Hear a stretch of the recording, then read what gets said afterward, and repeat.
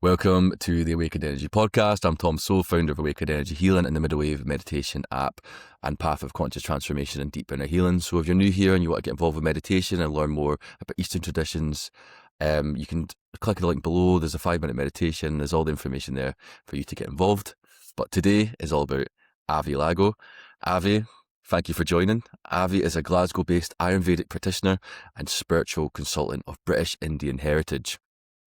He specialises in holistic health, divination practices, and he's an interfaith representative in Glasgow. And he teaches workshops on spiritual traditions. Avi is a dedicated theosophist, and he has delivered talks and workshops around the globe, drawing on influences from Ayurveda, Hinduism, Tantra, Buddhism, and Western occultism to offer spiritual guidance alongside practical wellness practices. So we've got so much cool stuff to talk about. I'm really happy to have Avi here. So Avi, please tell us a little bit about who you are and how you got to where you are today. Well, thank you, Tom, for having me. Thank you to all our listeners for joining. And like everybody says, how do we get to where we are? I always think we're not an island. Is this a past life? Is this something that I've always been interested in? Is this something that's coincidental? We know we don't believe in coincidence. So I think the most beautiful thing is Ayurveda, if I touch on one of the major topics that may come up today, is it was in the family. I talk quite a lot about family because without my family, I wouldn't be here. Without my ancestors, I wouldn't be here. So Eastern traditions, we talk about that we are not alone. We never have been and we never will be. And it got me here because it's through an accumulation of karma, good, bad, and indifferent. So I'm born in Glasgow, fourth generation. Ayurveda is not just a holistic well-being system, it is a part of life. It's a medical system. And that was taught to me by my great grandmothers, both sides, mum and dad, and my maternal grandmother, and my mum's an NHS nurse. So you can already see there's already that practice in life. Brought up Buddhist, Hindu, Sikh, and Christian as a child. I was born into it. A lot of people would ask how. We have 4 grandparents. Each of them were one faith each. And being the oldest grandchild, I was always like taken on their lap, taken by hand, sat down, either praying on my knees, sat cross-legged, or enjoying some very, very delicious food. We would see monks, nuns, Buddhists, Hindu sages, teachers. So all these things have come together due to that. So when it comes to one definitive answer, it's just like the universe. It's infinite. So when someone asks me, how did you get here? I think it's like a friend, a good coffee, a good chat, and they ask, are you okay? I don't think we ask ourselves, how did we get here? So when I'm put on the spot, it's an accumulation of many skandhas, many karmic reasons. So I just want to say thank you to my friend Tom and our listeners for inviting me. And I think like a lotus, it will unravel because it's quite early here. So if you're listening to it on a different time zone, morning, afternoon, and good evening to you, I think it will unravel in this chat why I'm here. So thank you for having me. Amazing answer. Thank you so much. I can tell we're going to get very deep in this conversation, and your wisdom is really going to impart some much needed knowledge to all of us here. So I want to touch on Ayurveda slightly. My only sort of knowledge about Ayurveda would be like Tamasic, is it Sattvic and Rajic food types? Yes. Yeah. So they're known as the Gunas. Gunas are actually qualities. So a lot of people understand that. I'm quite glad that you touched more on the Gunas, which is actually Sattvic, Rajas, and Tamasic. Now, Ayurveda is, we say it's 5,000 year olds in scriptures because that is something that's within written knowledge or memory of humanity. Prior to that, I think it would be older than that. So I'm not going to start stating dates because it's always stated as 5,000. Prior to that, we know our ancestors were a lot more intelligent than we are at this moment. We're losing skills. Most of us don't even pick up pens. We don't pick up anything physical. So we're no longer analog. So Ayurveda is reminding us that everything is nature and we are nature. The main things that we would be focused on is nutrition, diet. So Ayurveda specifically will focus on diet because it's our first point of call. When we're in a busy environment, what do?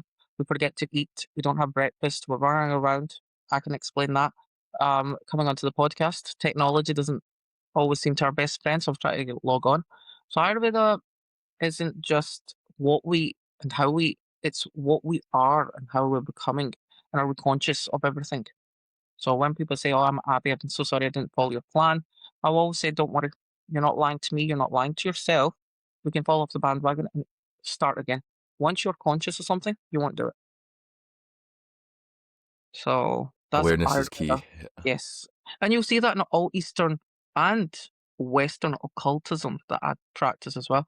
That is, awareness truly is key, Tom, as you say correctly, because without it, we'd be blindly creating issues for ourselves. First thing that we do is, if I know something, would I do it again? If I know it's there, I've acknowledged it. So we start to contemplate, we start to understand our surroundings. So Ayurveda isn't just food, it's our interaction with life. That's why we call it Ayush Veda. Ayush meaning health or life. Veda coming from the Veds, which is the four Vedas, the holy scriptures in themselves, and it's eternal. So that's why we call it the science of life. So when we talk about the science of life, we're talking about how am I not just only interacting, but how's the other things interacting with me? So it's like the planets, nature, animals, everything. So that's Ayurveda in a nutshell, should I say. So would the key of it be to try and bring a balance of the three gunas, or would one person could have too much tamasic and they'd be sort of dull, lethargic sort of energy? And could you just sort of describe the difference between the three guna states, and so people can understand so, a little bit better? so the gunas are actually in everything. As a human, naturally, we want to not say that the mastic is dull, inertia, and things like that. Sometimes you got to remember that if you have too much, we'll start off with the it's easier if we put the gunas into their actual practice, because I'm about embodying my practice. Sometimes if we go into too much theory, it will just be jargon for people. So if we talk about the actual doshas, Ayurveda is very known for the doshas. Dosha comes across as fault. It translates as fault, but we do not want to go into this rhetoric. We don't want to go into this Judeo-Christian idea of mea culpa.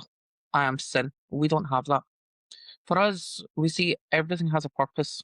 That's why we reincarnate. That's why we have karma. That's why we have dharma, duty, and that's why we have purpose. So everything has a purpose in life, if that makes sense. There's no good, bad. There's no black and white. Something has to have a purpose. And we start to differentiate things as good and bad. We've already put that into a subjective um, aspect of ourself. We've not given whatever it is that we're observing its truest quality. That's why we can't truly do that. That's why we need to be enlightened. That's why we have to go through these rigorous experiences, and through those experiences, we're born. So when we're born in Ayurveda, we call that Jivan. Jivan means life. Okay, so it means life. Takes its first breath, and according to how you are conceived and when you're born, you'll have these doshas. So we all have the five elements. Okay, in Ayurveda we have the five elements. They are very strategic how it works. You'll see how it works. So then you've got Akash. Akash is ether from above, is space coming into the material. And then as we go into that, we have Vayu, which is air. When we combine the two, it becomes Vata. So a lot of people know about Vata dosha. So that is usually fast, mobile, cold. It's moving around. Where do we feel that first? First breath. It's moving. We're blinking. There could be even moments of life. Next one is Tejas or Agni, right? That's fire. With Jal or Apas, which is water. Combine the two, and then they create Pitta. Pitta is when we combine fire and water. As you see, we're going further into breath. And fire and water, it transmutes, it goes into the gut. All our organs in that area are going to do with acidity. They're going to be built up of different things like bile, secretion, all these different things are starting to build up. And then the one after that with Tejas, right? And Apas, which is Jal. With Jal, we have Prithvi, water and earth. That creates Kapha. Grounded, it could be moist, it could be slimy, it could be um you start to see this is very, very heavy. Okay. They're the three doshas, Vata, Pitta, and Kapha. So when you have those three, they're the ones where you start to see the actual gunas. And then from there, we start to see, for example, if someone's very hyper, you'll see it's a vata. How do we bring that back into balance? It is very simplified because for Ayurveda, for my practices, when body is keep it simple. If you're cold, how will you bring warmth? You may put another layer on. You may actually eat warm soups and things like that. That is why we then look at grounding foods. Kapha actually usually is heavy and it does get associated with tamas. Now, when we look at tamas in itself, tamasic states, you usually see that through the nutritional value. It's usually seen as overcooked food. There's no nutrition left. And sattva is actually pure. So that's like an apple, anything that's coming from earth. So I wouldn't call it raw specifically. I would call it foods that actually still have nutritional value that haven't been overly cooked. Rajas is usually when we're putting spices, heat, and food that we can digest. So that's a kind of way of acknowledging it and understanding. Such an ancient system, simplified, but I'm trying to simplify it so people can envision it without being too caught up with what's this and what's that. So, like you say, when you have fresh fruits, you can feel how juicy and sweet that is, or sometimes it could be bitter or it could be sour, compared to an overcooked, binged carry out that someone has a day later. It's greasy, it's heavy, it's oily, and it's not nice. Do you see? So that's just showing you the difference of tamas and sattva. We also see that also in our attitudes. The bodhisattva in Mahayana Buddhism, the bodhisattva, what is that? One who is letting go of all karmic debt, pain, and suffering. But they go, no, no, no, no. I'm only going to, become enlightened when all sentient beings around me are no longer suffering. Tamas, on the other hand, could be inertia. Rajas is anger, so that's a bit more heavier, a bit more like less of an interest, but they don't realize. So there's a difference. It's like that slow snail pace. Whereas, this one, a lot of people feel this. The first thing I'd say is if you have no motivation, ask yourself, what is it that's causing that? When you get out of your bed, there should be a reason that excites you. Have the zest for life. Become excited. That's the first thing that I do. I'm always like up to some of those who know me, they'll know that I'm always excited about doing something, even as an opportunity. If I can use this just to throw that in. Thank you, Awakening to Energy podcast. Like there must be a reason. If you haven't got that reason, the first question you have to ask yourself, I don't even want to ask that person that question, is that's a bundle of questions that you've asked me.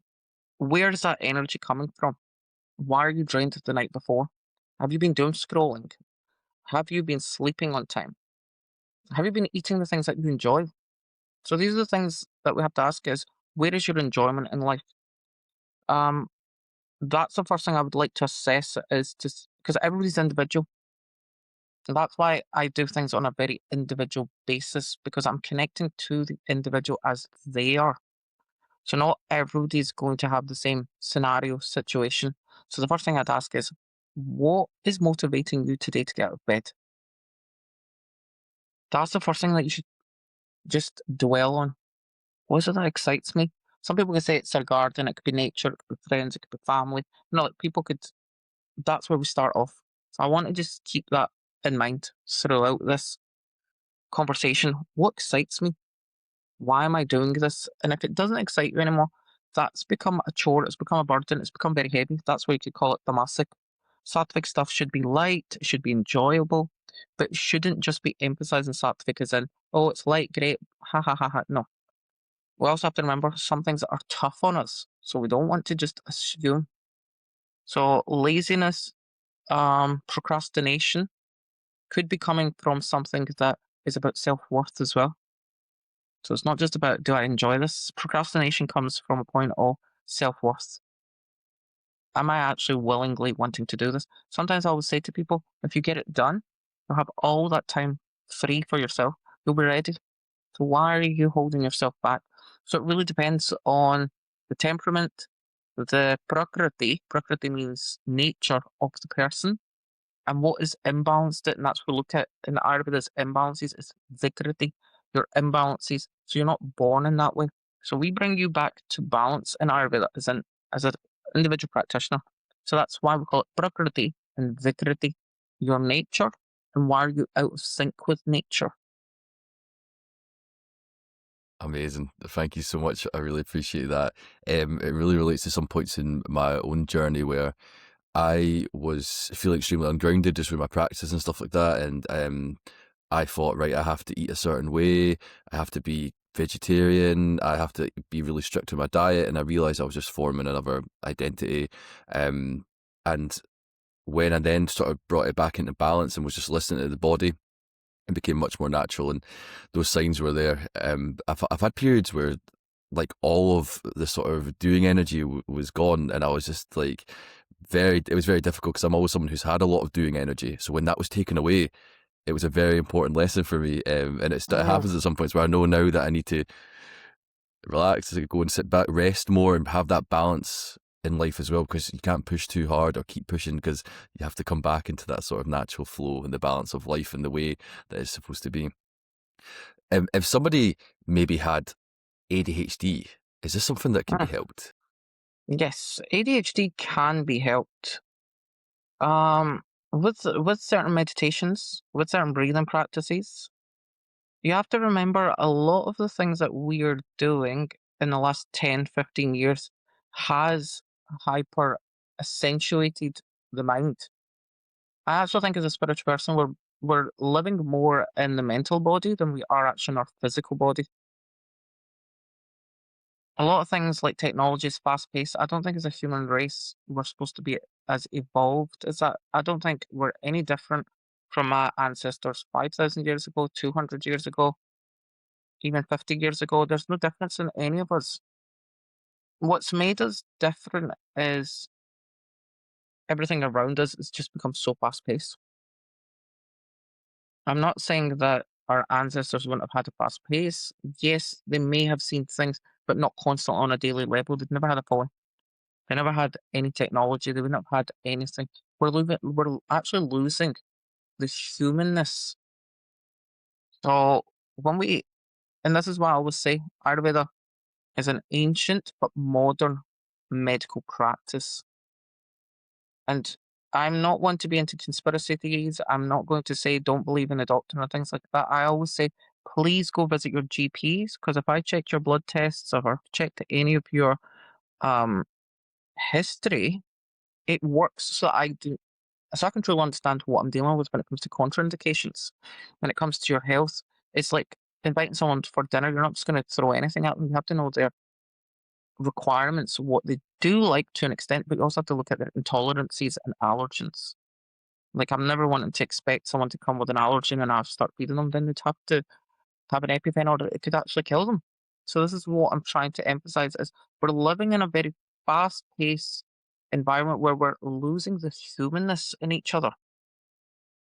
And I think with ADHD, my brother, we talk about this when he gets time. He does it a lot on male awareness and suicide and things like that. We start talking about these subjects, and the one thing I've noticed is neurodivergent divergency actually at the moment. So it's not like these things didn't exist; they already do exist. It's just, do we have the language and the paradigm shift for it? Have we actually understood it? So that's what I'm saying. Ayurveda asks to be aware of everything around us and within us. So ADHD can be helped. That's why we have different body types. That's why it's very personal. And that's why we give various tips, therapies, and yoga and breathing. And you can imagine when you're doing certain meditations and yoga, how it will affect you, how it will affect your behavior. When you're chanting certain mantras, it is a form of CBT. You're continuously changing your cognitive. Um,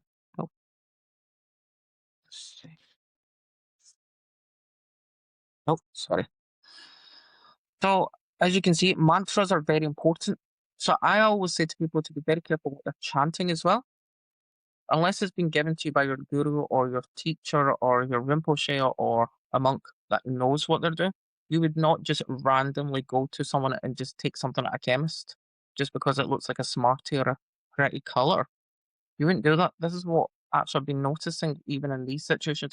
People just hear something like, "Oh, that sounds amazing." So you have to remember ADHD is going to be naturally vata. It's moving, it's fast. So like I was actually saying, this is the thing. It's just like nature. Um ADHD is not just something that I would actually just talk about. You can just have a whole subject, but it's like the vata. It's very fast, as I was saying. So again, we're slowing it down. We're trying to understand the neural pathways. Someone's logical concept of how are they reacting and why are they reacting like that. So we're assessing it. So as an Ayurvedic practitioner and as a consultant, I'm looking at the person's lifestyle, and I'm not trying to simplify it because this is why I don't like just honing in on something, because someone's lifestyle could be different. Two people with ADHD are not the same. That's why this diagnosis is very holistic. It's very, very important that, like I was saying earlier, we're not against allopathic medicine, but allopathic medicine is one size fits all. How can we put everybody under the same banner? That's the whole point. We were trying to make sure that people don't lose themselves in this whole journey, because it is about the self, but we don't also want to accentuate the ahankara, the ego. Does that make sense? We don't want to go too far either, because then that becomes too self absorbed, disconnected. So, again, it's balance.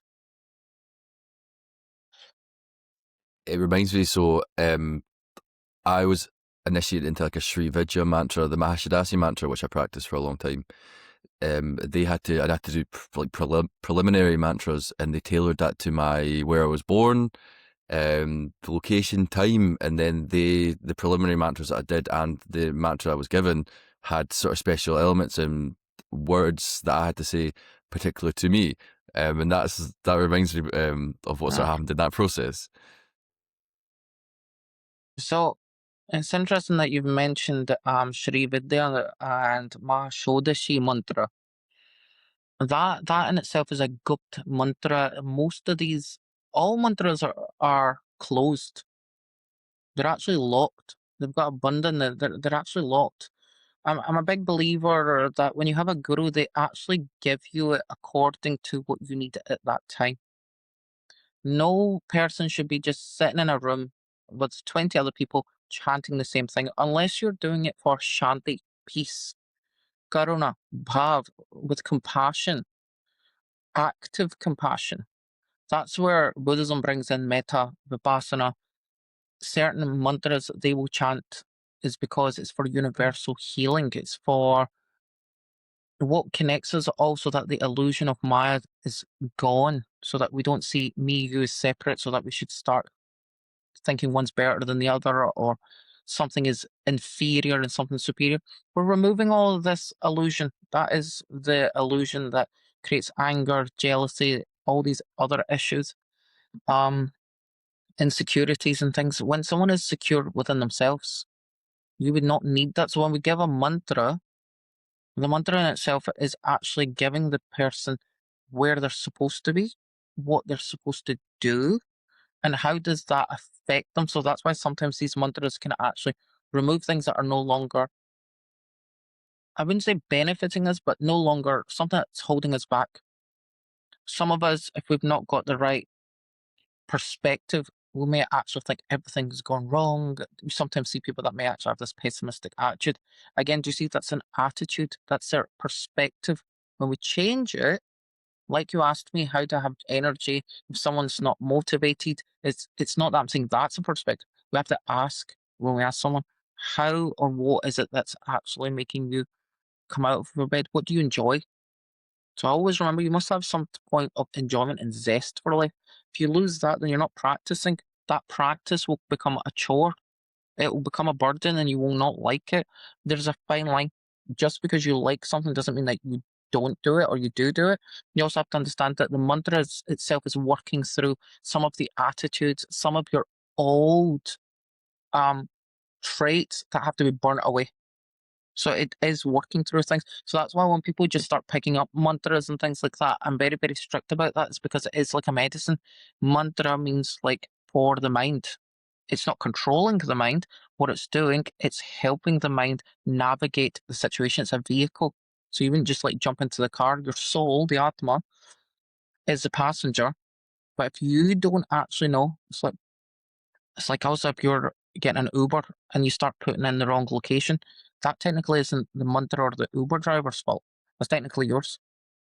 I can relate with this because when I first started doing mantra, I was just picking random ones. I was doing it for ages. I became like seriously ungrounded.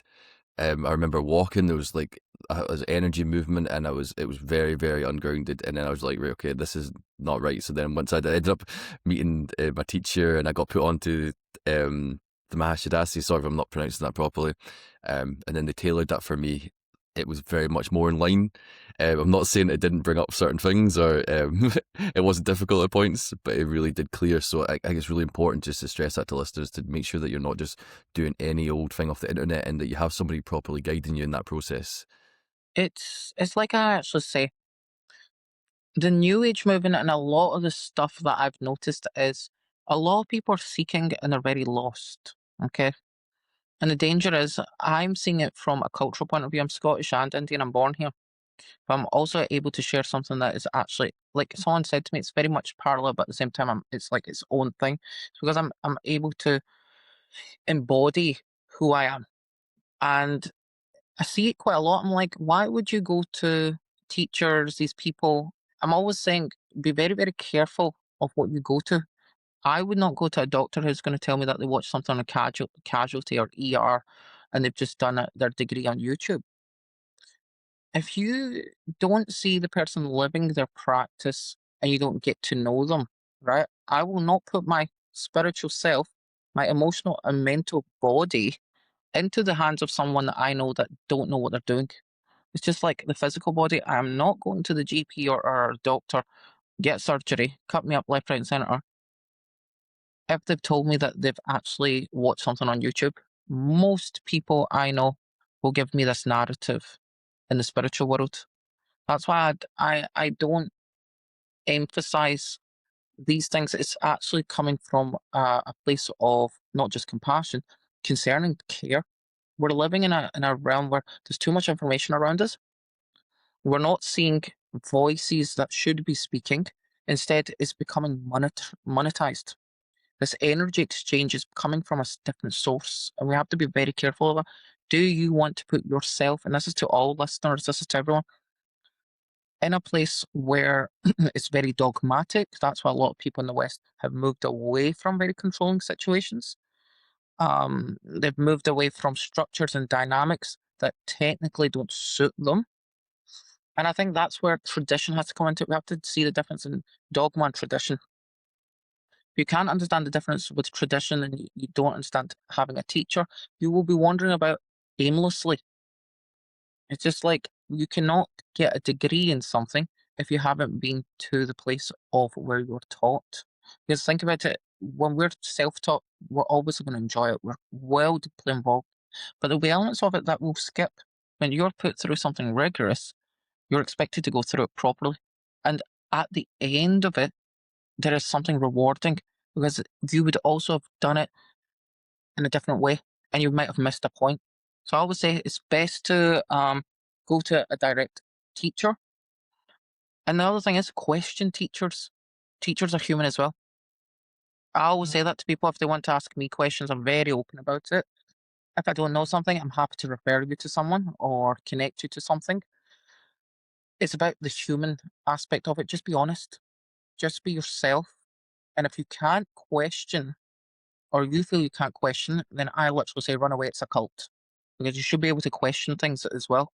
So always make sure you question, have discernment, and be a virya, like a warrior in your stance. Don't always feel like that you must always be like, must bow down and constant things. But also you must have self-respect, you must have discernment, and on top of that, question everything. Thank you for those wise words, and I really want to reiterate Avi's points on finding somebody who you trust and that you resonate with, and you see them practicing living from their teachings, and they have a structured path and that guidance too. For me, when I met Yogi Mingyur Rinpoche and I learned my meditation through him, his structured program, I really took my time to go through that, to embody his practices and his teachings and his way of being too. So I really, without his structure, his teachings, I would not be where I am today. So like my heart goes out to young Minga Rinpoche, and his teachings incredible. A boy from a council estate in Dunfermline from a no religious background whatsoever. When I was so atheist, I'd be sitting there when they were praying at school, my eyes open, refusing, arms crossed, no way, no faith, no connection, unsatisfied, to now where I'm able to help other people. I feel these teachers and the right teachers are out there, but just have that discernment and be able to shop around and find who you're resonating with. And like Avi says, you should be able to question and ask questions of these people. It shouldn't be closed like that too, because there is a lot of monetization going on. The New Age spiritual movement as well is growing in the West, but we need to respect the Eastern traditions. And I want Avi to just, if you can just touch upon this subject slightly briefly for us. So, obviously, you can see that I'm not white. Let's just put it out there. Okay. So, I've been in many spaces where I'm an ethnic minority. I am seeing things when people are coming up to me and saying namaste and things like that. They're not even pronouncing certain things correct. And rather than listening, they will actually tell me what they think I don't know. And I'm like, first of all, thank you. I think that's the first thing is it's disrespectful when you come into an Eastern space and the person there is from that background and you assume you are a teacher. You're like, no, no, no, no. You're a student forever. Karmically, we're going to meet people that could be in disguise. That's where you must be humbled. It's like anything, if someone is disabled or if someone is hurt or if someone is not able to do something, you should not pity them and neither should you think you are better than them. I don't know how many things I've seen. There's a reason why people of Indian origin, South Asians, or anybody are not in these circles anymore. They're not going to be in those circles because what actually happens is it becomes a convenience to the New Age movement to pick and choose what you want, not what you need. Because here comes the subject of not just authenticity, but accountability.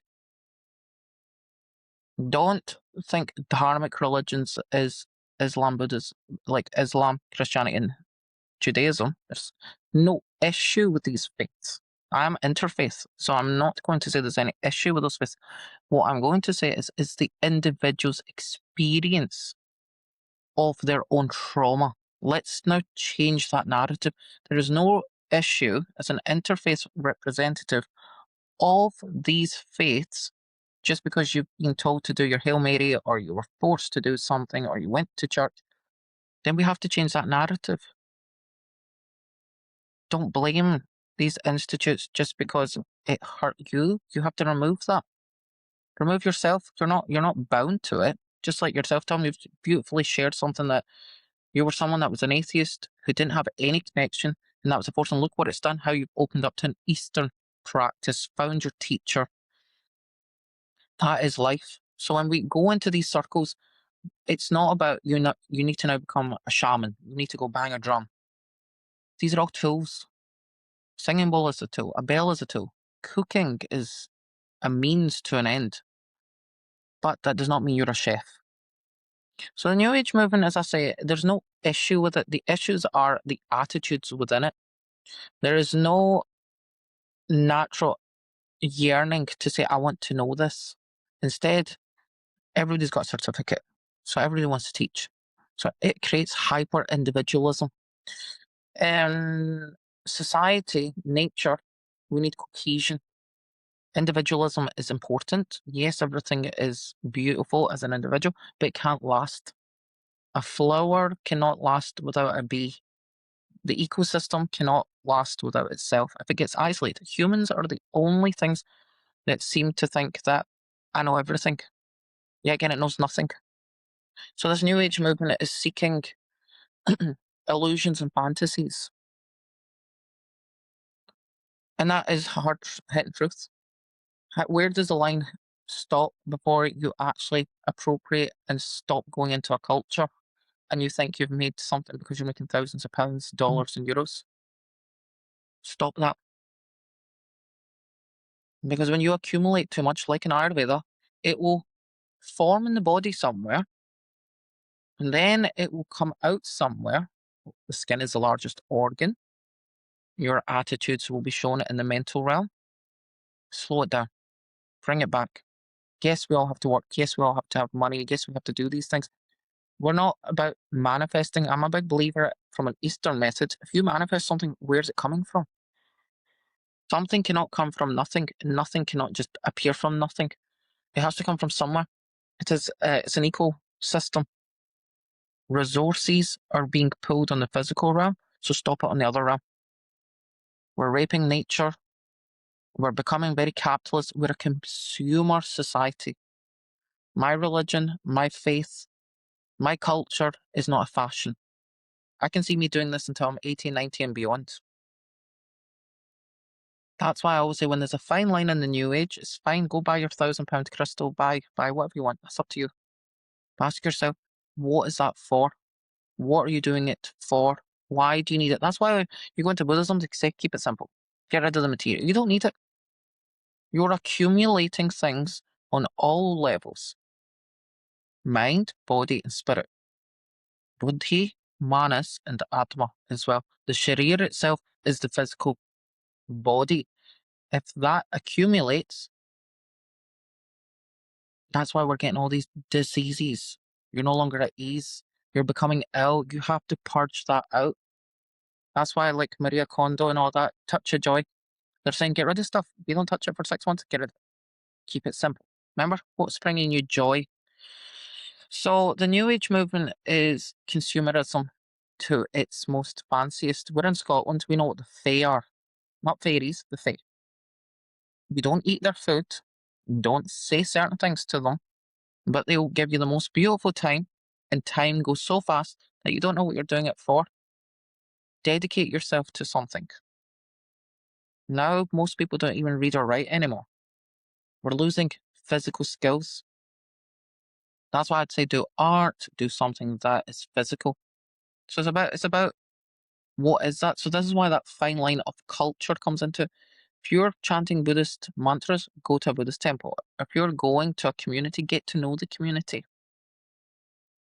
Don't just isolate yourself and go for a tarot reading, because another 2 months later you'll be getting another tarot reading. So it's about the question coming from our own perspective and our own culture. It's woven into our daily life. That's it. So it's talking about live your practice. I can really not resonate with the words that you're saying. I think that it's so important that during the rise of spirituality in the West, that we're able to have voices who can kind of steer it in the right direction so it isn't ending up in the direction that it's going to now. How do we protect it and protect the culture and the institutions and it from just becoming a capitalistic, monetized, just another way of business? I think we have to not demonize business. I think it's management. There's a difference. I'm going to be honest. We give people a task to do if they know how to do it. We give people something that they love to do because you'll see it in their behaviors, you'll see it in their environment. When you remove that, I think that's mismanagement. Now, that isn't about the whole New Age movement. That's not it. That's not what I'm saying. I think it doesn't have a vision. It doesn't know where it's going because I was speaking to people that were in their 20s. You'll know I'm a bit older than that. I'm a millennial. I'm lucky that I was born into this environment, this culture, and seeing mind, body, spirit fairs and things like that happening. And the one thing I noticed is we have less lectures and less talks. I asked this to these two individuals that I was just in Inverness for the weekend, and I asked everybody that are in their 20s. We're not judging the youth. I said that we have not evolved as humans. The one thing I wanted to ask them was, how can they ask for something if they don't know what they're asking for? When I came into all these different communities, places I've done talks as I've done globally and around the world, and I've enjoyed what I do and I still enjoy what I'm doing. But what I've noticed is there is no vision. Now, if we take this back, I was like saying there's nothing collectively making us excited. There's none of that. So, like, before 2012 arrived, the New Age movement, everybody was like excited that the planet was about to end, or we were all about to ascend, or something was going to happen. But think about what that's doing. There's nothing that's bringing us together as a collective. Like right now, we're going to go into 2030. What is this? What is this decade defining itself as? We don't know. Other decades, we can look back and we're like saying we're looking forward to this. We've become too. It's like the streaming services. We've got too much happening, and we're not all getting together. That's the whole point. I actually noticed this as a community. I'm asking people as a subculture, what is it that's bringing us together? So I think that's what's actually allowed Eastern philosophies always to survive is community. Community is in the heart of it. Like if you go to a Reiki circle, look at what's happening. It's a little circle. It's a community. You go to a Buddhist center, they have structure. Yeah, you can come back and forth if you don't want to take, like the precepts, or if you don't want to take a name or go further into your vocation, you can just dip into meditation and things like that.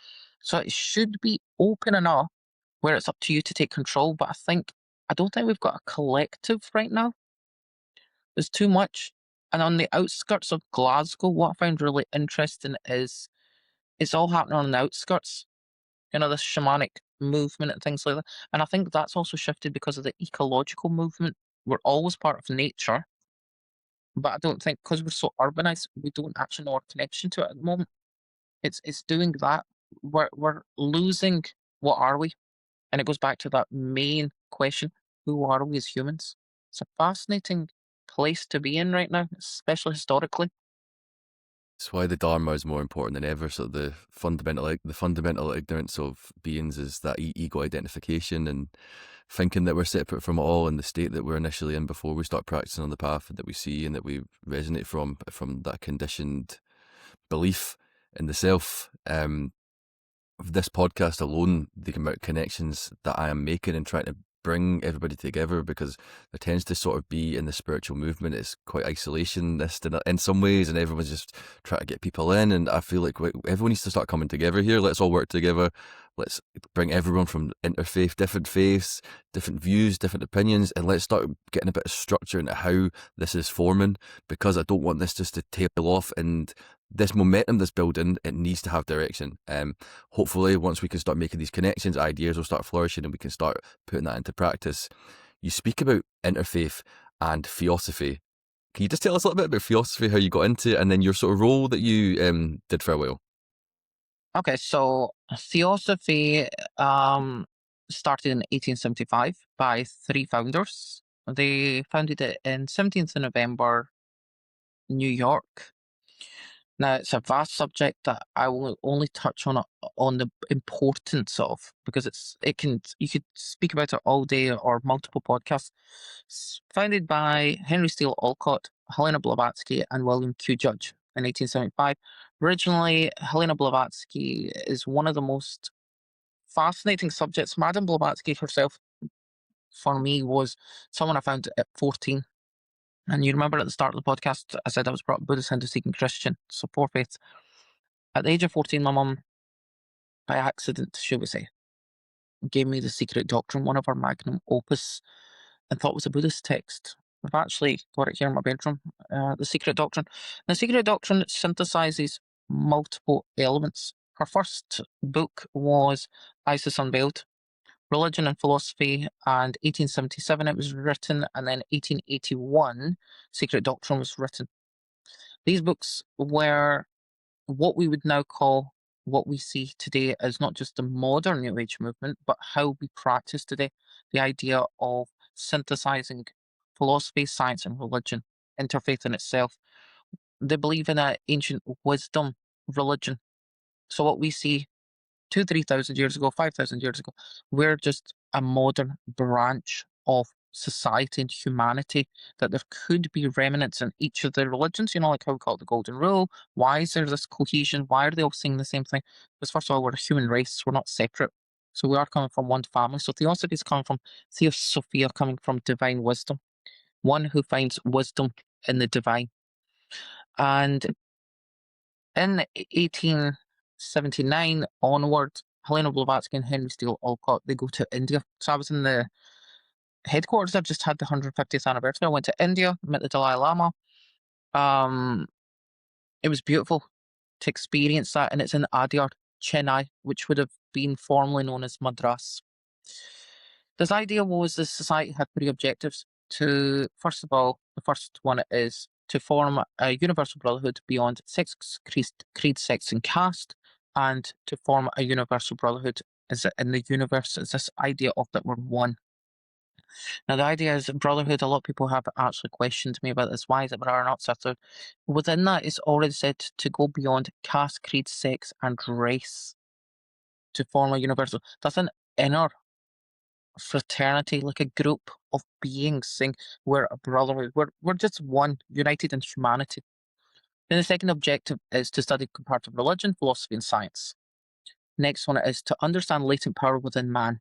Now that word man comes from the word manus or manus, which comes from the word human, human. Do you see? So a lot of people are always like, it says man, it's man. It's not, it comes from Latin, it comes from Sanskrit, it's coming from this. And this is in 1875. Very, very well advanced from its time. And Madame Blavatsky actually brings all these teachings from her travels from a very young age. She was traveled to Tibet, one of the first Westerners to, how should we say, convert to Buddhism in her later days and brought it to the West. So what we see now from like mindfulness, meditation, mantras, this idea of East meets West, that was already being done in 1870s, 1850s. So it's been happening for like at least 200 years with the Rosicrucians, um, all these ideas coming from this universal Himalayan trans brotherhood somewhere in Tibet. And if anybody's into Marvel, the most funniest one I usually say is Doctor Strange when he goes to that mysterious place. That is actually what happened to Madame Blavatsky. She actually meets these masters, they train her, and they train her in a way where she's reminded that she's just a vessel. She's humble. She did swear, she did drink, she did have life, but she was studious and she wrote things in a manner where it wasn't channeled. We need to be very careful when we use these words channeling. Anything can be channeled.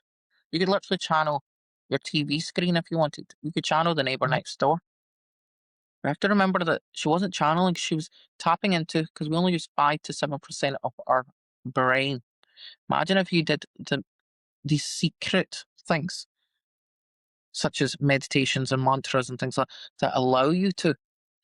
So they're offering, so the Theosophical Society, my journey started in 2013, Glasgow Theosophical Society, and I've always been very deeply involved. We always say we're a student of Theosophy. That's what William Q. Judge said, one of the founders, the other one. You always hear Henry Steele Olcott and Madame Blavatsky, but you don't hear much of William Q. Judge because he stayed in New York. He was doing all the work in America. So there's all this correspondence happening. We see Jiddu Krishnamurti coming into it, Annie Besant. We start to see Charles W. Leadbeater. It's a vast subject. And why does it tie into me? Because not only am I into interfaith, you just heard the three objectives. Constantly, I'm trying to weave those in as a theosophist. Um, a lot of people ask me, Abby, how do you get into theosophy? I'd say don't read Secret Doctrines straight away. Read books like The Key to Theosophy. It's a question and answer. You can easily get that. You can get paperback. Key to Theosophy. Usually I can do groups and I can share the wisdom. I'm not going to say I'm teaching because that's not appropriate, because you just couldn't. When people start to use these examples, it can sometimes come by behavior, but we don't teach theosophy. We're constantly learning. It's one of these how do you even put it, knowledge that's universal. It speaks to the soul, it'll speak to the mind, it'll speak to the individual. And that's what I say. I'm not a building, I am not a thing, I am a movement. Already we have created knowledge and wisdom. It's already making us think, how do we get together? There is, when you practice theosophy, now I could use the word practice, there's a difference, not teaching, practice. You're looking at the three major pillars that don't get mentioned in modern day theosophy because I've been so involved, is meditation, service, and study. It is not a religion because it looks at all universal religions. It looks at it as one body and one family, one universal message. So that's why meditation, everybody can meditate. Close your eyes, praise. We all can breathe and meditate. Different forms exist. That's why it doesn't go into a Buddhist or a Hindu form of meditation. Study. It asks you, like I just said earlier, ask questions, study, look at what it does is if you're a Christian and you came into theosophy, you can look at the Gospels and study that from a Gnostic point of view, a Catholic point of view. What it's doing is it's making you a better individual because you finally get to read your scriptures from a level of your experience and understanding without something else dictating it to you. If you're a Hindu, Mohandas Gandhi actually was not actually Hindu at that time, but he was introduced the Bhagavad Gita by theosophists. So many famous theosophists came into it. You ever watched Wicked? If you've ever watched Wizards of Oz, Frank L. Baum, he was a theosophist. I'm trying to think if it's T. Travers, I forgot her actual name, but the writer of Mary Poppins, Surrealism, these were all theosophists. They were all looking into it. So this is why the idea of what I'm trying to remind people is it's an institute of learning. It is an institute. Right now, we need this. So the New Age movement, as you can see, starts in this period of the Victorian period. You've got spiritualism, you've got all this. What I think's happened and why I'm advocating and sharing theosophy the way I am is we're in a new generation. We have all this new technology, but when we're given the information, we question it and go, that's not true, that's not true. The Victorians had it very interesting because they were in a very unique position of they were curious, they wanted to know, they were still delving into the unknown.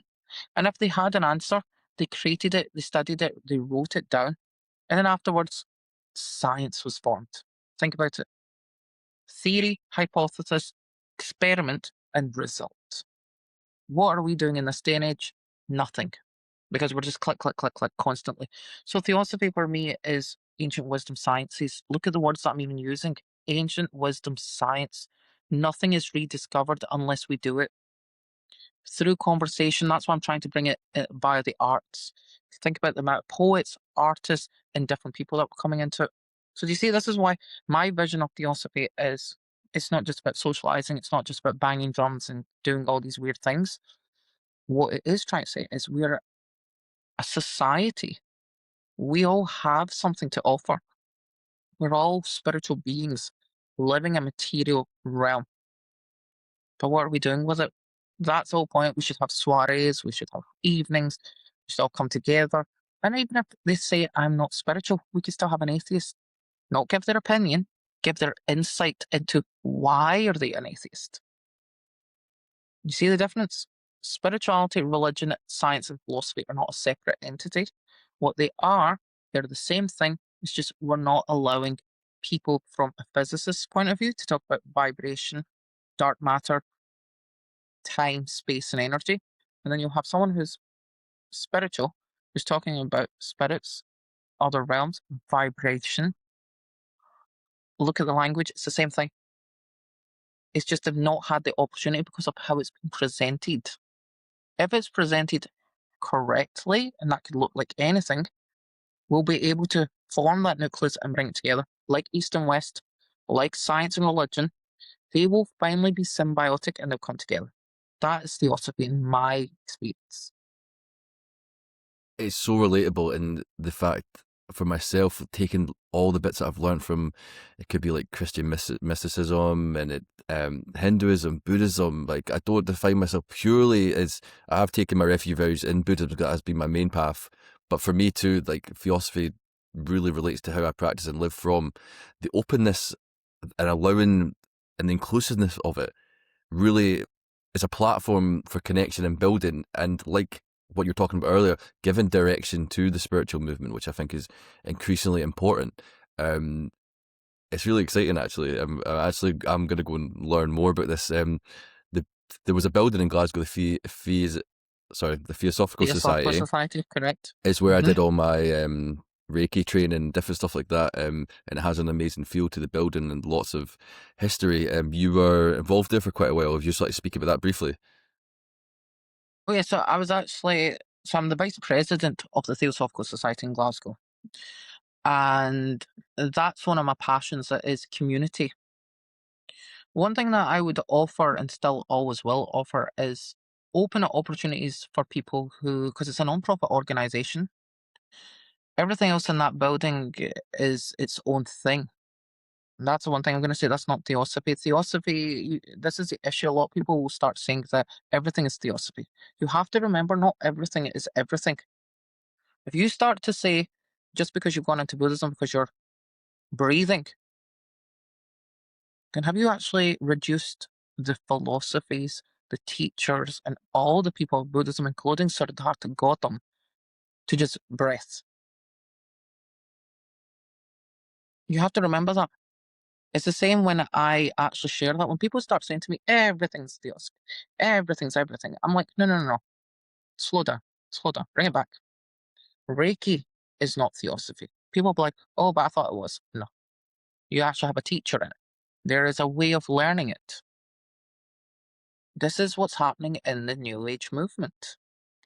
It is blurring itself to the point where it is turning it into a soup. Yes, you can boil all the veggies and put the nice spices like that. Boom, you've made a soup. But then, are you going to call a casserole a soup? Are you going to call a tagine a soup just because it's very, very much, you're just throwing things in? No. You're not putting in time, skill, and effort into what you're calling it. You're just calling it a cosmic soup. You have to be very, very careful. Words have power, definitions have power, and people are lazy. I have to just be upfront. People are lazy. I myself can include myself in that. I'm not saying I'm not. We're human. But when we start to get lazy and we just see everything as everything, then you have not given it its respect. You're not defining it for what it is. Yes, we look at universality. Yes, we are human. Yes, we are one. But then you are also not actually seeing it for its individuality. This is why when I do Ayurveda as well, it's not one size fits all. And what I did say earlier was when you practice theosophy and you want to look into its teachings and its books, it's confusing because you need someone to guide you. You need someone to help you understand. That's why groups are formed. It is not shamanic. Sorry to say. It is not Reiki. It is not any of that. What it does allow you to look into is ask the questions of what those things are. Do you see the difference? It's different if you want to get initiated in those paths. That's not theosophy because theosophy doesn't initiate, it doesn't do anything. It's allowing you to understand wisdom from it applied. That's knowledge. Once you have knowledge, then you can apply it to anything. Wisdom is then living. So this is what I'm always trying to share with people is it can be quite confusing if you don't know yourself, and that's the mystery. You're trying to know yourself. So if you read any of these philosophies, they're trying to make you aware of what are you practicing. So yeah, there's a lot to it. There is a lot to it. That's why I'm trying to like define it. And my plan and my vision would be for not just the younger generation. Glasgow's an art city. It's a city of the arts. Where would we all go if we don't have places? Tron 103 shut down, CCA shut down in Sucky Street, Union Street. We just had the biggest fire. So I'm trying to remind us we're a revolution. We're always been spiritual. We're always evolving, but we should not stagnate. And that goes back to your Tamasic. Adding Rajas, we should add that bit fire. So we then get to Satva. So then once we've done all that pushing and all that change, then we know we've settled and we can relax. Not stagnate and do nothing. That's the difference. I heard I was doing something called the transcendent technique, and I was liaisoning with a lot of people in India, and they were talking about the Gunas and these energies that apply not just individually but across the But whole to all of society, us, to everybody yes. collectively, and that Mm, as a human race, if we don't come back into alignment, it will mm, do it ferociously, as in mhm, mass yes. catastrophe, flooding. If the humans can't learn to regulate Because themselves and their it'll destructive balance itself nature, out. it brings It'll itself balance. back into balance. Yep. But it Mm, won't be in a way that is kind to us as no. humans. Because we're too comfortable. And then when you get comfortable, it's just like the universe, it'll push you in a situation where you have to have a wake up call. So this is why when I'm working with the youth, interfaith, you have to have a grounding in, yes, it's good to have interfaith dialogue. Yes, it's good to have community. But you also have to understand what is it that you're doing it for? You have to give those voices to the people that need a voice. So I'm very thankful, Tom, for you to create a podcast. So something inside us all will gravitate to our dharma, our duty. So each of us have to reflect, what does that duty look like? So this is why this is not slating new age movements. It's not. It's just right now. I'm just seeing something as an ethnic minority of what is it trying to do. Too many lost individuals can get taken advantage of, and that's the one thing I'm always trying to say is, do not pay for something that you can actually do it for yourself. We need autonomy, and we need to bring the power back into our hands. That's the first thing that we need to do. For so long, a lot of people that are sick, who are unwell or feeling vulnerable, their own power has been taken away from them. So the question we have to do is, this is why Eastern techniques and methods also teach you, it's always been in your hands. It's always been inside you. It's always been around you. So the one positive thing that you could take away from that is, don't spend on something that you don't need to. Don't even spend, and it doesn't need to be even money. We're talking about energy, yourself. Take yourself out of it. If you feel that you cannot be honest to yourself, you're not hurting anyone but yourself, remove yourself from such a situation. Unless you feel you have the support, unless you feel like you've got the energy, most people don't put yourself in harm's way. That includes physical, mental, emotional, and spiritual. Some of these situations can be very, very spiritually harmful. So don't do that to yourself. If you feel that is not giving you what you need, not what you want, remove yourself from it. Be honest with yourself. Just be honest with yourself. That's a major key that I think we lose because we're around groups, people, our image. It's all about that. It's an illusion. Remove yourself. Just be honest with yourself. Just do it. Just to touch upon what you're saying about, you don't always have to pay for stuff or the next £1,000 course or anything like that. The most valuable thing I ever did was to sit in a wee seat in my back garden and close my eyes and learn to settle my mind for 5 minutes. And I couldn't even do it for 1 or 2 breaths before my mind was wandering. And that was the most valuable thing that I ever did in my life, which changed my life. And that is always free and connecting with awareness. Those two things were absolutely transformative, and they can be done for free. So I really hope that, yeah, sorry, and you go. Yeah, I was about to say that's one gift that we could all have is just being human. It is just connect to each other. Just be yourself, connect to each other. And post pandemic, you would think we would have learned that by being isolated. I think the one thing we need to do is don't let anything divide us anymore. Don't let anything divide us because at the end of the day, we've all gone through something collectively, and we should be very, very grateful and thankful that we've come out of it. Some have lost many, others have lost something themselves, whatever. We're collectively still healing.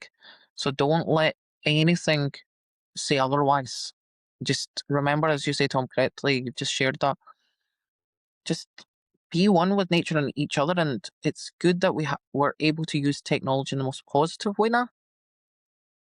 And I think that's what we need is just to say thank you to each other. Just remember that we have each other and all of us in different ways and just reach out. And if anybody needs to, I'm always happy for people to ask because the subjects that I do deal with are quite vast. And why they've come across as vast is because it's a lived experience. I want people to go and search their truths. I'm only one signpost in people's journey. I'm not the destination. I never want to be. But I want to say is I hope I've inspired, maybe annoyed, maybe confused. Like, these are things that the mind needs. If it was just, I've given you everything, come to my course, blah, blah, blah, I think you should run away from that person. I genuinely think you need to run away from that person. If they start promoting themselves, I know I don't promote myself because I've got enough to offer because it comes from my culture, my ancestors, and also a lived experience with good friends. If anybody's promoting themselves and you get an odd feeling, run away. I would say just be yourself, be an individual, and just keep sharing. So, yeah, thank you. So I've resonated so much with Avi's words and his teachings. You've taught me so much already from this brief conversation. I've got a million more questions to ask you, but I'd like to invite you to do a part 2 if you'd be keen, because I would like to delve into stuff a bit deeper and to ask you more about what you do, because obviously your knowledge base, your wisdom, and what you offer is so vast. There's so much more to talk about. If people want to connect with you between now and the next time we do the podcast, how would they reach you? Easiest way is a funny joke, Google. You find everything on me. No, so easiest way is usually I would say Instagram, Facebook, anything that's possible. I'm happy to, like, if people have questions, if they want to ask anything. Um, I'm just a, I'm happy to just be open, because the thing is, I see it as there's no point gatekeeping any of this information, because in the end, what you will find in the book and on Google, yes, you can find it, but I'm happy to share something that you could either find a friend in, a person that will just say, yeah, that's true, but this may apply if you want to do it this way. So I'm always open to questions if people just want to know, or if they want to ask me more about Ayurveda and my practices. They're welcome to, because the thing is, it's just saying to people, here you go. If this works for me, I don't know, but at least I know one thing. It will do something for myself. Here's the wisdom. Try it. If it didn't work, at least you can finally say, I don't like it. It worked. We want to still stay in lived experience, embody your practice. That is what we do. Thank you. So what I'm going to do is I'm going to include all of Avi's information in the description below. So thank you everybody on YouTube, and drop us a like and subscribe to help us grow the podcast and help Avi's words and his wisdom reach as many people as possible.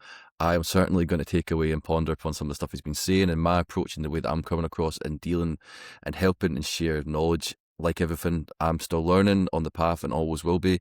And coming from Scottish background, never been involved in religion, what this does, not just religion, spirituality and all the different stuff that we've been speaking about, the way and that it can open you up and bring that fulfillment and joy into your life is completely transformative. So be open-minded, be open to new things, listen, learn, and love and connect with those around you. And hopefully we can keep growing the spiritual movement and bringing everyone together.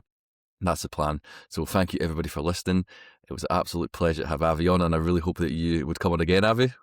Well, thank you. We'll see everybody again, see everybody soon, and thank you for having me. And I'll let you know whenever we're coming back. So I've enjoyed. So I'll see you all soon. Thank you.